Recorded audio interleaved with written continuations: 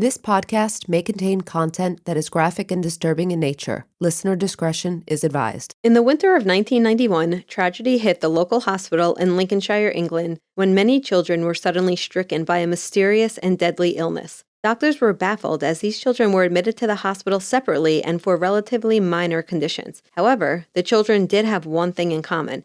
They were all left in the care of the same nurse. Could it be that a person trusted to guard the welfare of these patients was actually the one putting them in peril? What possibly could turn a nurse to a murderer?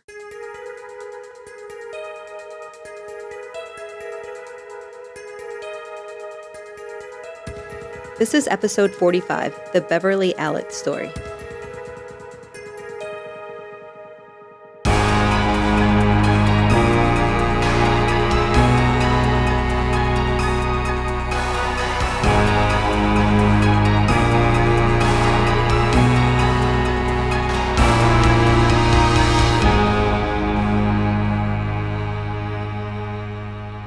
Hi, Meghan. Hey, Aim. How are you? Good. How are you? I'm great. It's great to see you. Very excited. We are really excited about this week's episode. We always are.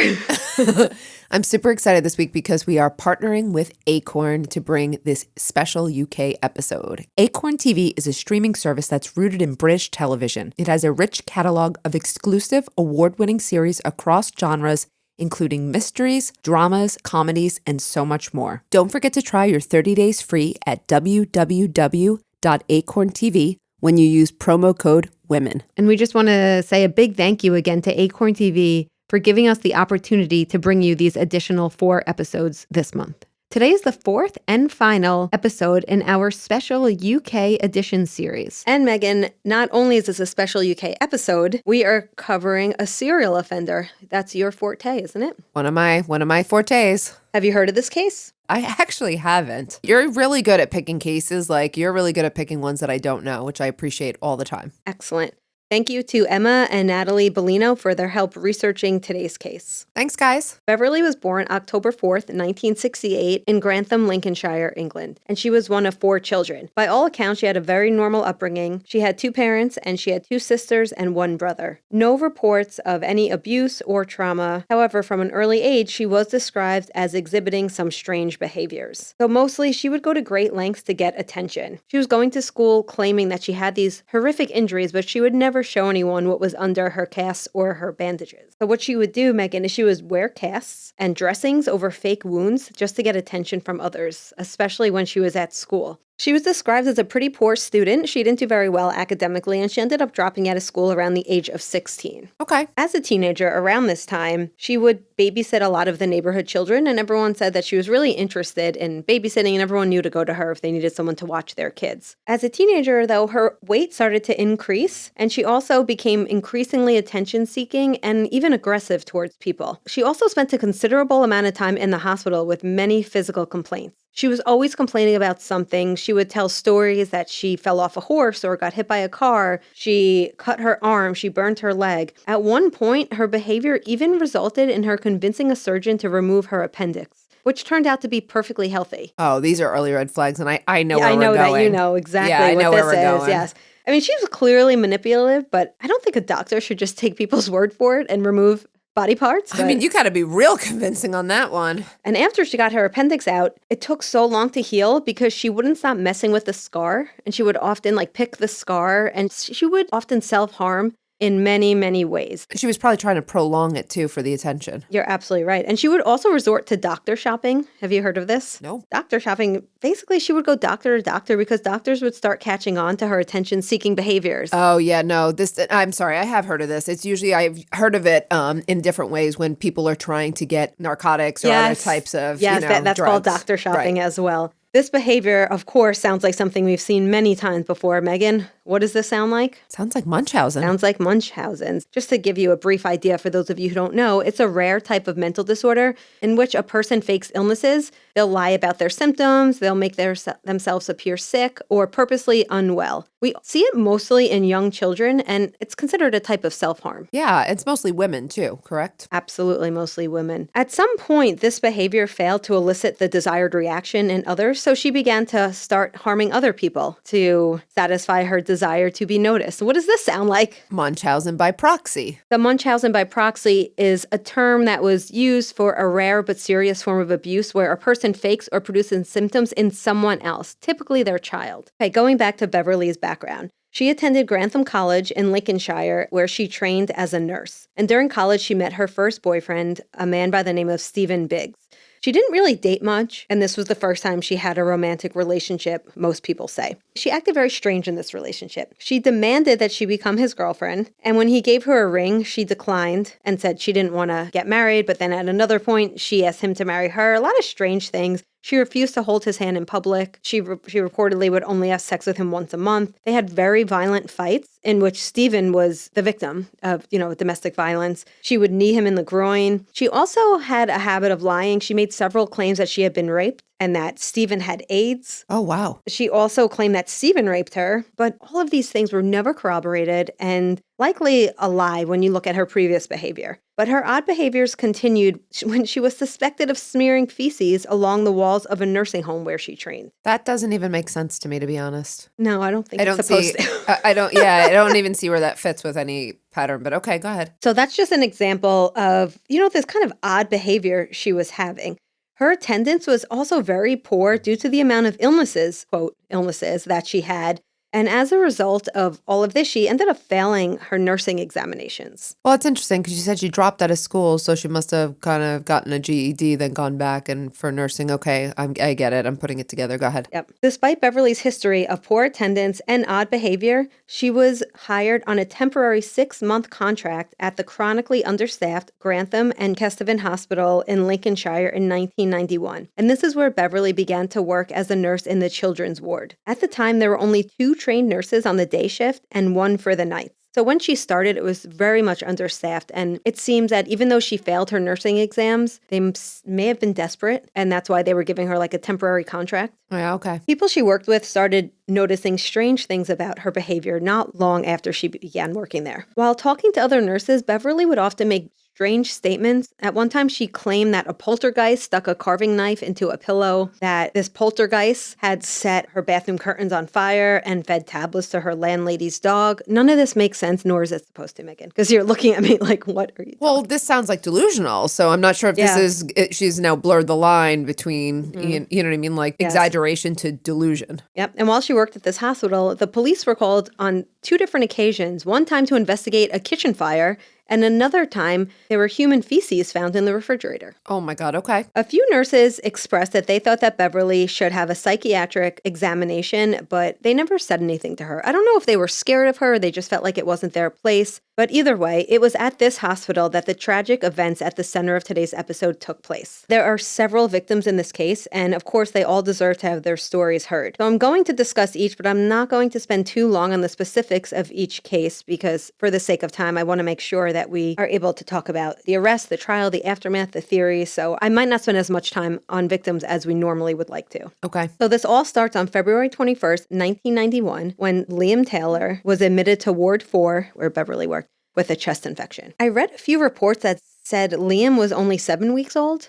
Allitt went out of her way to reassure his parents that he was in capable hands with her, and she told them, go home and get some rest. So obviously the parents were by his side, and she was so loving that they really trusted her, so they went home to get some rest. When they returned, Allitt advised them that Liam had endured a respiratory emergency, but he had recovered from it. This was very confusing because it seems like out of nowhere, things took a turn for the worse, but, no one suspected anything. Allitt even ended up volunteering for an extra night shift so that she could watch over the boy. The parents at this point chose to spend the night at the hospital as well. And to the shock of everyone, Liam had another respiratory crisis just before midnight, but yet again, he had recovered. Allitt was left alone once again with the boy, and his condition worsened dramatically. He became deathly pale with red blotches appearing on his face, at which point Allitt summoned an emergency resuscitation team. So in England, they call it the emergency resuscitation team. It would be our code blue. Got it. Someone's in respiratory distress. At the time, Allitt's nursing colleagues were confused by the absence of alarm monitors, which had failed to sound when he stopped breathing. So normally there'd be alarms, and for some reason they didn't go off. And this seemed concerning, but it was kind of forgotten about since they were really focused on this little boy. No one really thought anything of it. Despite Despite the best efforts of the resuscitation team, Liam suffered severe brain damage and remained alive only due to the use of life support machines.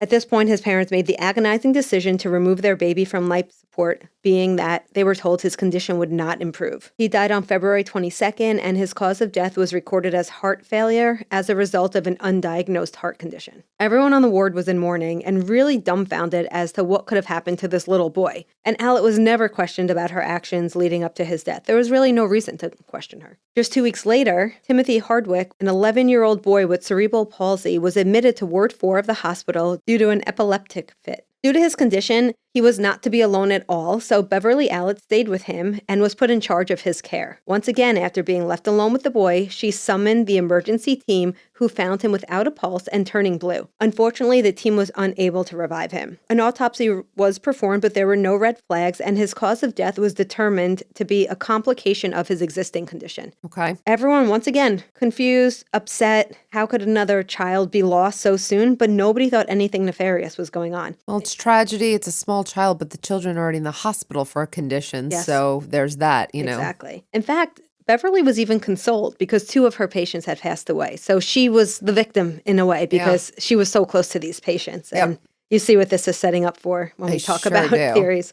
Less than a month after Timothy Hardwick's death, 1-year-old Kaylee Desmond was admitted to the hospital because of a chest infection, which she seemed to be recovering well from. However, 5 days later, with Allitt in charge of her care, Kaylee went into an unexplainable cardiac arrest. Chillingly, this was actually in the same bed that Liam had died just a few weeks before. She was able to be revived, and the staff decided to transfer her to another hospital, Queen's Medical Center in Nottingham. It was a larger hospital, and I think at this point they weren't taking any chances with things going on, and they wanted this girl to get more care. Soon after she arrived in Nottingham, the attending physician discovered a really odd thing. She had a puncture hole in her armpit with an air bubble near the hole. Yep. So this showed up in chest x-rays. Yep. This sounds familiar to you? Oh, sure.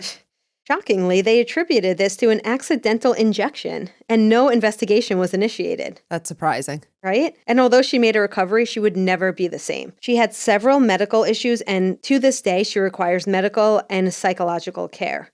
I couldn't find exactly what type of long-standing medical issue she has, but I was able to find that she has severe anxiety and severe mental health complications because she's fearful of what happened to her. Mm-hmm. The next tragedy came when 5-month-old Paul Crampton was admitted on March 20th, 1991, due to a non-serious lung infection. Right before he was about to be discharged, his condition had improved, so they were actually preparing for his release, so he was doing very well.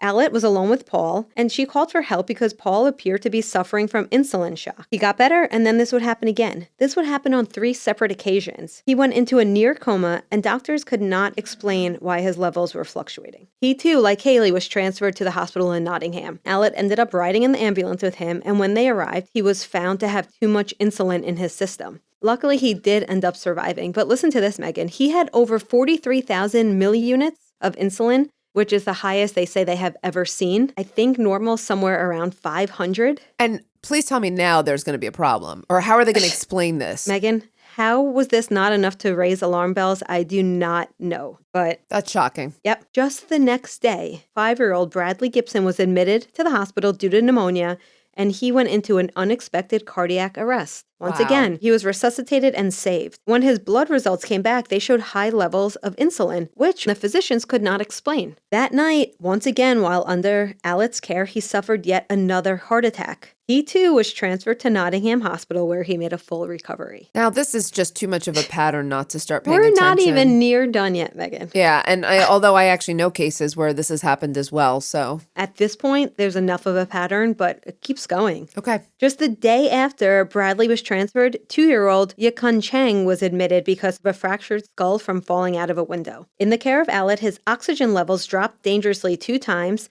Once again, Beverley raised the alarm, and he was transferred to Queen's Medical Center in Nottingham. And similar to the boy before him, he made a full recovery and went home. So it seems like these sick children, the second they left this hospital and went to another hospital, they all got better. I don't know how no one put this together yet. On April 1st, 1991, 2-month-old Becky Phillips was admitted for a stomach virus. Becky and her twin sister Katie were born premature, and they both suffered some lingering health problems, so everyone just assumed this was part of what had plagued them since they were born. She was being cared for by Beverley Allitt when she started exhibiting symptoms of hypoglycemia, which is low blood sugar, which can be caused by too much insulin. Okay. She was examined, and the doctors couldn't find anything wrong with Becky, and as a result, they sent her home. During that night, she went into convulsions, and when her parents contacted a physician, they were told that she probably had colic. Okay. Tragically, she later died that evening, and her cause of death was attributed to what is known as cot death. Cot death is similar to what we call SIDS, sudden infant death syndrome, which is just the sudden, unexplained death of a child who is less than 1 year old. Becky's surviving twin, Katie Phillips, was brought into the hospital as a precaution. Poor family. Oh my God.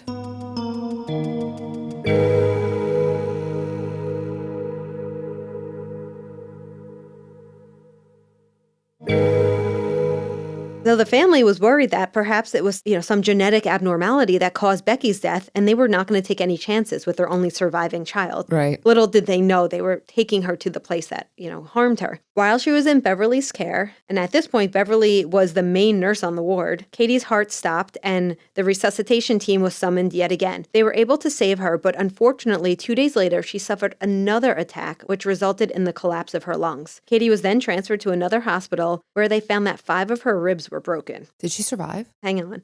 They don't know why her ribs were broken, but they attribute it to possibly revival attempts, but there's really no way to know. In addition to that, she suffered serious brain damage as a result of the oxygen deprivation. The doctors also concluded that Katie had large doses of insulin and potassium in her system. While she was lucky to be alive, Meghan, she now had severe medical issues such as partial paralysis, cerebral palsy, and sight and hearing damage. Oh, God. You want to hear the sickest part of this? Sue Phillips, the mother of Katie and Becky, had asked Beverley Allitt to be Katie's godmother because she was so grateful to Beverly for saving her child's life. Beverly was a master manipulator. She made everyone think that she was part of being a victim here. And little did this poor mother know that Allitt was actually responsible for causing the death of their one daughter and the irreversible harm of their other. That's terrible. Over the next 2 weeks, the incidences of trauma continued. Luckily, however, there were no more deaths. But similar to Katie's fate, there were plenty of situations where children suffered severe complications. There was 7-year-old Matthew Davidson, who arrived at the hospital after a non-severe wound injury. He suffered a heart attack but survived. Then there was 9-month-old Christopher King and 8-month-old Christopher Peasgood, who were also injured by Beverly while under her care. Next was one of her youngest victims, a 7-week-old baby, Patrick Elstone, who was admitted for a minor ear infection when he was found unconscious, once again after being in Beverly's care. In this case, another nurse on duty reported that the alarm that alerts everyone when someone stops breathing had been turned off. Remember, this happened in an earlier case, so now a nurse is saying this seems weird, but again, no one really suspected anything. Suspicions slowly start to grow around this time, but doctors and nurses suspected that it was perhaps an outsider who was harming the children. They could not have comprehended the idea that one of their own was inflicting the harm on these young patients. And can you believe it? They had not contacted authorities to this point. I've actually seen that happen with other healthcare situations. Hospitals are usually afraid to contact authorities. They worry about their negligence issues, things like that. And their own liability. Yep. But I think because they didn't sound the alarm earlier, some of these harms could have been prevented. Absolutely. But anyway, finally, in April 1991, Beverly's killing spree would come to an end after a 15-month-old girl, Claire Peck, was admitted to the hospital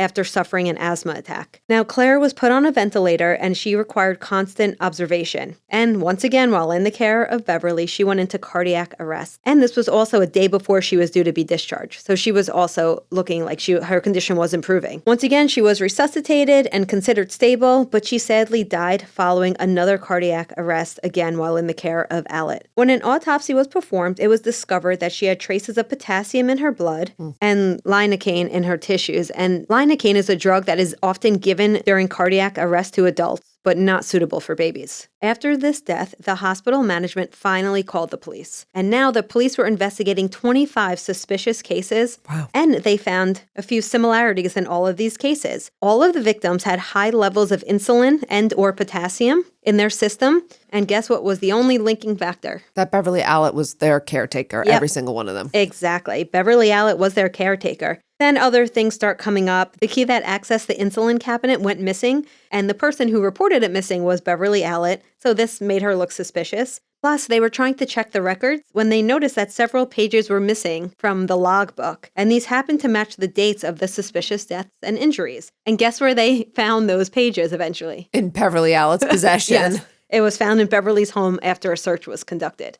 Now, on May 21st, 1991, Beverly was finally arrested and she was released on bail, unfortunately, and they waited until November of that year to formally charge her. I guess they were collecting evidence and building their case. Mm-hmm. There are a bunch of interrogations you could hear online, and she denies, as you would expect. Okay. When she was formally charged, she was charged with 4 counts of murder, 11 counts of attempted murder, and 11 counts of causing grievous bodily harm. Wow. And this was the worst in history at this time and since then as far as crimes against children. And she got bail. She did get bail. Okay. Different than the U.S. system. Yep. In terms of bail and potentially dangerous people. Meghan, I'm sure you know of the Harold Shipman case. I do very well, yes. Yeah, so Harold killed over 200 patients. He was a medical doctor. He ended up only being charged with, I believe, 15 deaths. And I mentioned that Beverly's was the worst in history, but it's the worst as far as crimes against children because Shipman did not target children. He killed adults. Yeah. While being interrogated, as I mentioned, she remained calm, denied any foul play, and said she was merely caring for these children. And at the beginning, most of her colleagues and the parents of the victims supported Beverly and believed that she had nothing to do with the crimes and almost that she was like a scapegoat for the police and the hospital. That would quickly change, especially after, since she left the hospital, all of a sudden there were no more incidences of deaths or illness of this kind. While interrogating Beverly, they found that she demonstrated a pattern of behavior that pointed to a very serious personality disorder. Beverly was visited and assessed by numerous healthcare professionals while awaiting her trial, but she continuously refused to confess to any murder or injuries. And while she waited for her trial, she developed anorexia, which is just a further indication of the state she was in. Now, a person who has this condition will intentionally restrict their food intake as a way to help them manage emotional challenges. And I think in this case, it wasn't due to a concern about her body weight or, pressures, external pressures. It was probably having to do with anxiety, low self-esteem, trauma, or just a way to gain control over her life because I think at this point things started to unravel for her. I'd say it was, if I had to guess, I'd say it's probably control because she could no longer control the situations with children and, she had to do something. And when we began in the beginning, her behavior began with herself, then extended outward. So now herself is the only one that she has left. You're absolutely right. She doesn't have access to the other people anymore. Exactly. Yep. Her trial was delayed several times due to her illnesses. Once again, she did lose a lot of weight. You could see it in the pictures, but I believe it. I'm actually surprised she was even competent to stand trial because she's clearly very ill. It's super interesting that these illnesses returned after she could no longer harm the children, right? When she was younger, she would harm herself. And then when she was a nurse, she would harm others. And now it's coming back. So it's like Munchausen's by proxy, back to Munchausen's. It's so interesting. It's about opportunity and access, as you would say too, though. Yep. Now, this case was huge, as you would expect. And the press were all over this story. It was so tragic. The victims were so young and innocent.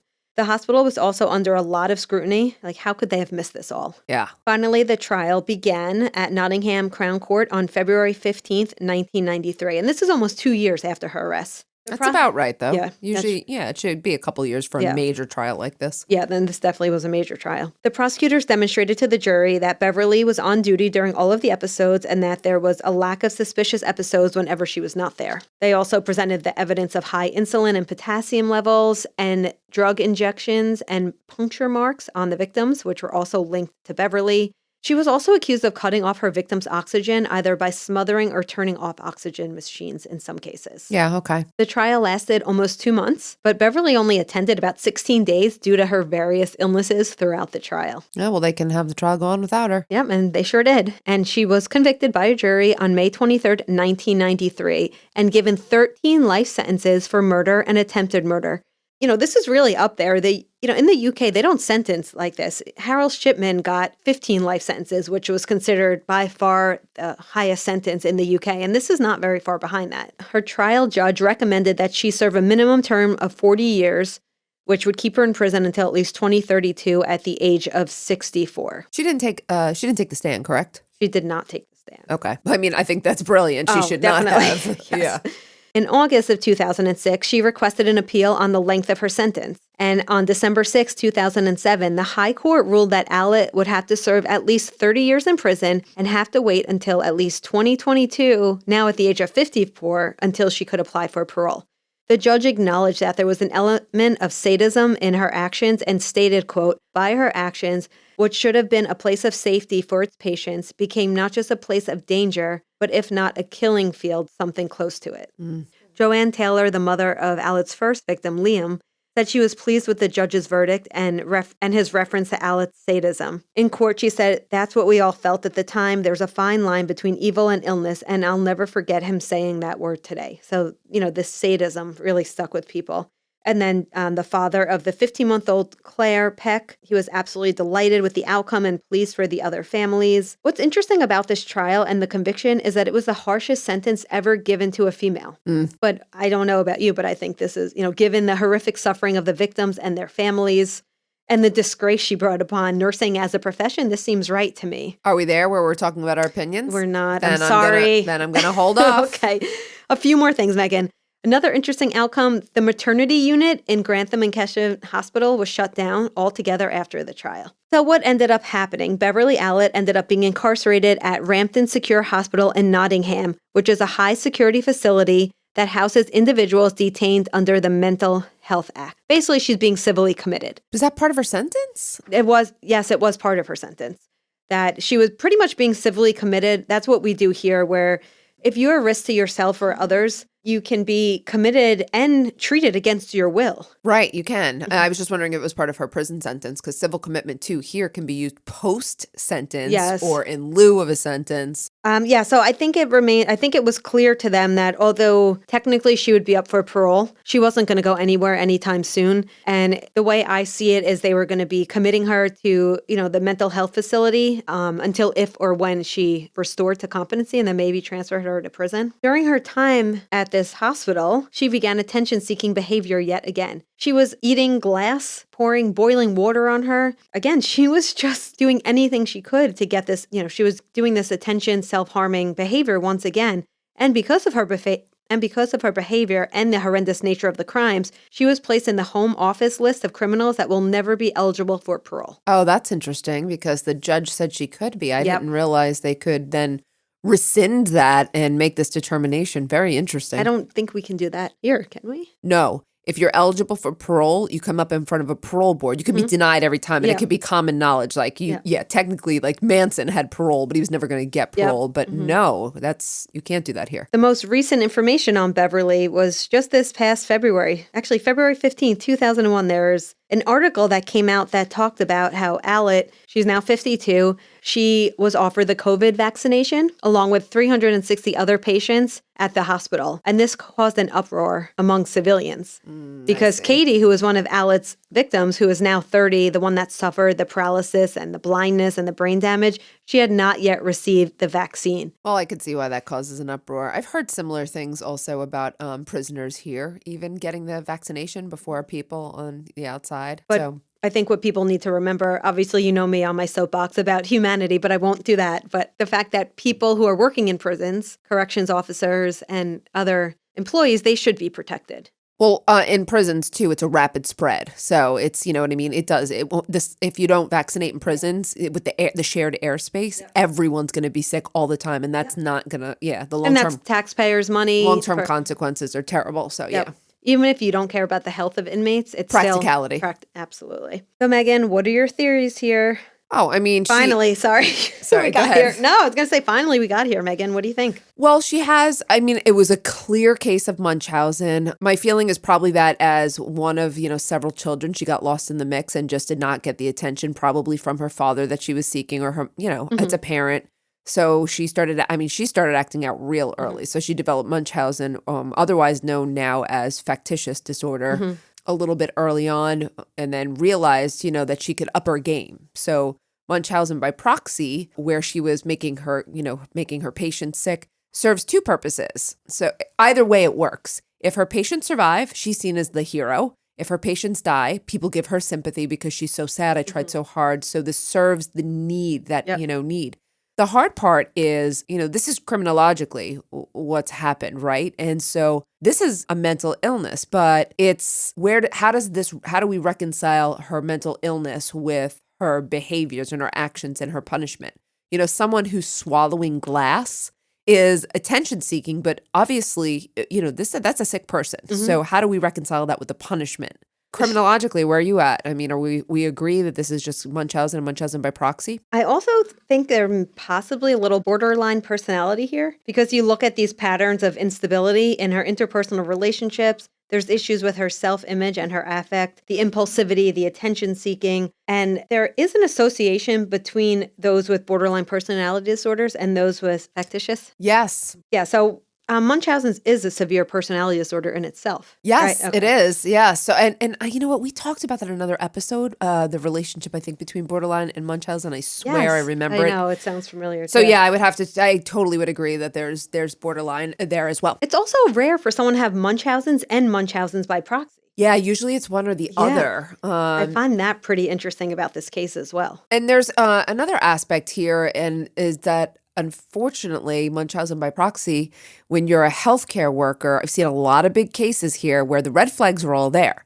You have, a common caretaker. Usually these deaths or incidents cluster around the night shift. You have the presence of punctures.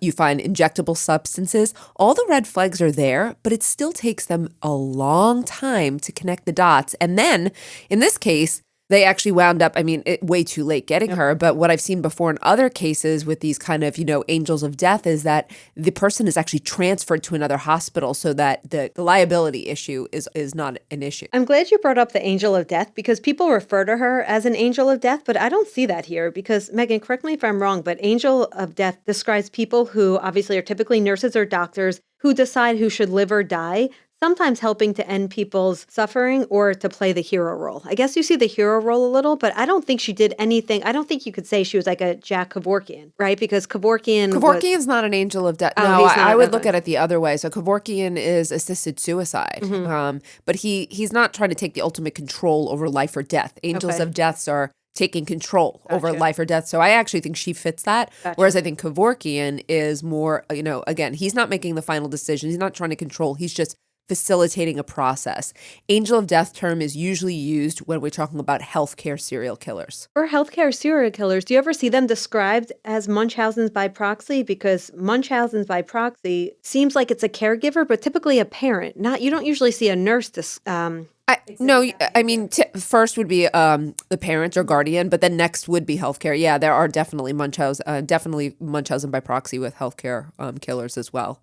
What do you think about? I can't wait to hear what you think. Are we there yet when we talk about the sentence? Was it right, or do you have anything else before we get there? The only other thing I wanted to talk about was how rare is Munchausen? How rare is it? I don't know. That's the thing. There's no way to know because it's. I thought you were going to answer that. Sorry. Well, I know it's considered to be a very rare condition, but it's interesting that you can't really obtain accurate statistics because dishonesty is common with the illness, right? So it's hard to. And you don't always know. You can't always attribute it to. You can't always figure out if Munchausen was the cause of an actual illness. Exactly. Remember, one of the reasons why, especially with healthcare providers, the numbers are marred is because someone is usually in a hospital already for a pre-existing condition. And so then it's then often attributed to that, and parsing that out is really hard. These cases are not always easy. However, in this case and others I've seen, the signs were there much earlier and they were way too late in the game. I think the first error was hiring her when she didn't have the credentials. I think that was the first step, right? Or not giving her a psychiatric evaluation once she starts exhibiting these behaviors. Sounds like it was a series of odd behaviors, and then leaving her as a lone supervisor too in a night shift, always a bad idea. Yep. Oh, Meghan, do you think the system got it right?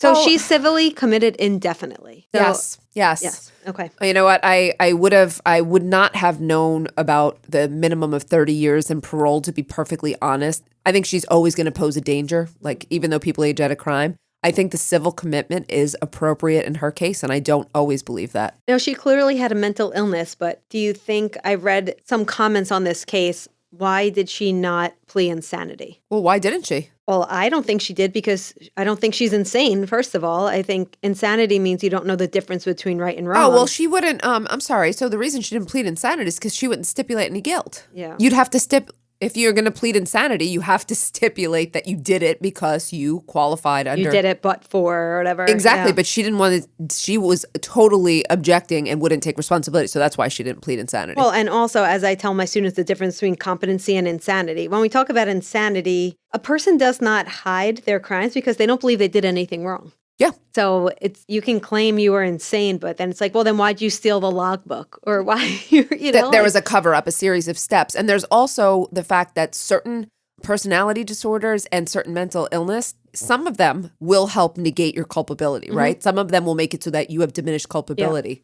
But a lot of them don't. And so that's the problem here as well. Nor should they in this situation. No, she was aware of her actions and she took steps to cover it up. And, there was enough to show sort of rational choice theory, which we talk about sometimes too, a series of steps and a series of decisions made to further, the end goal here. So I think justice was probably served in this case, although I'm very sad that for those families. All right, Meghan. Well, that's all we have for today. And with that, this is our fourth and final episode of this special UK series. We'd like to thank Acorn TV so much for sponsoring this special edition of Women in Crime. We've had such a blast making these shows, and we hope to work together again soon. And if you love British mysteries, dramas, and more, please be sure to check out Acorn TV for 30 days for free using the promo code WOMEN. And thank you for listening, and we'll catch you next time on Women in Crime. Women in Crime is written and hosted by Meghan Sachs and Amy Shlosberg. Our producer and editor is James Varga. Music composition is by Desert Media. If you enjoy the show, please remember to subscribe and leave a review. You can also support the show while gaining access to ad-free episodes, exclusive AMAs, and other bonus content for a small monthly contribution through Patreon. For more information, visit patreon.com/womenincrime.